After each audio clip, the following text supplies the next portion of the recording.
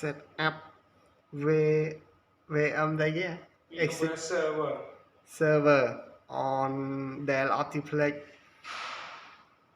30 and 18 3080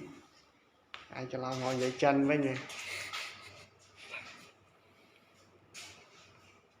Because the server VMware server cannot support the Dell Cannot support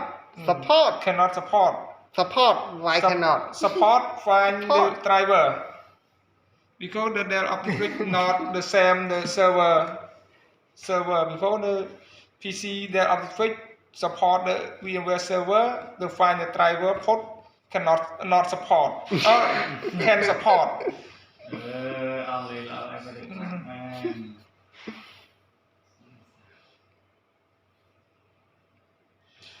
And it was the using press enter continue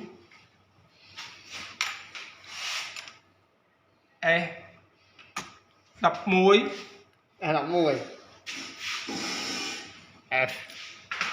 F11 restore enter format the data club US root password đã chẳng mấy ní bao thì áo gì hàng ấy mà cái tông mình bị lấy mũi lên buồn màu môn nông vốn đã đầm pal lấy cho là oi cho vấn đề nạn ní có vẻ oi điện đã admin mùi đầm pal vẻ oi là bây là mùi đầm vốn từ anh thấy gì vậy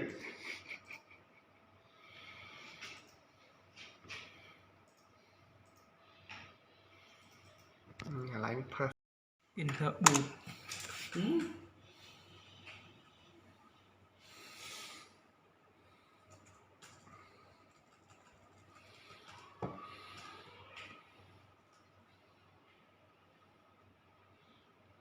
nó rồi vậy đã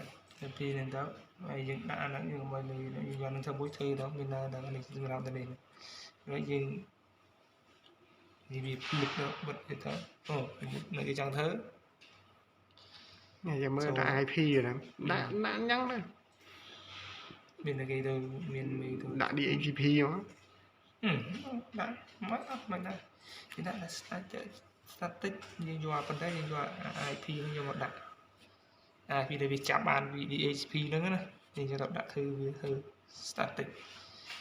mình user load successful nhưng nó thon bị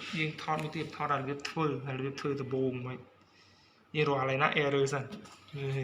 rồi nó phanh hàng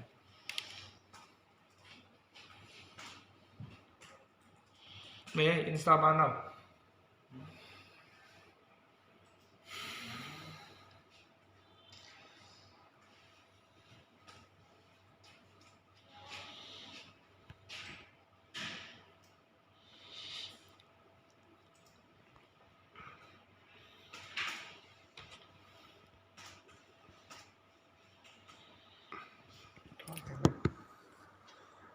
dẫn đằng đặt như càng lạnh đằng anh chị load đi vô này anh chị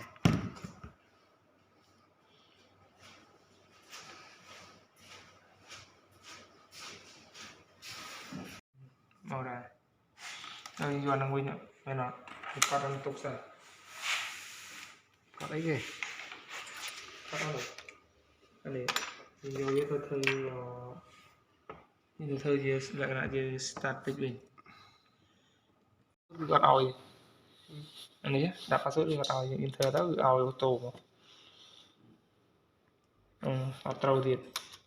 password lại đã bao nhiêu chỉ là câu đây mới đặt password ở đây bao nhiêu đặt password oi đây rồi giờ nó về config IP ní dương mưa đó network đã tới dương vô for này mà dương vô Chrome đi dương cho việc space mà dương ở dương enter đó dương school một Chrome ai đâu mà nè bao dương đã đó là người đã năng vô mòn mày cho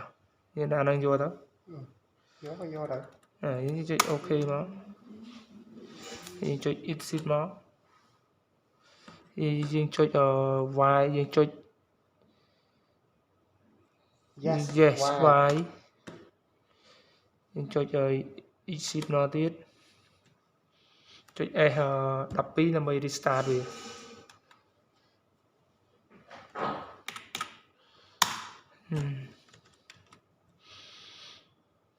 password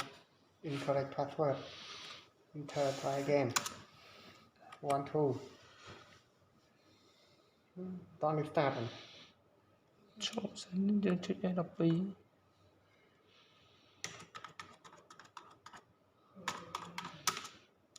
cho đập môi tiếp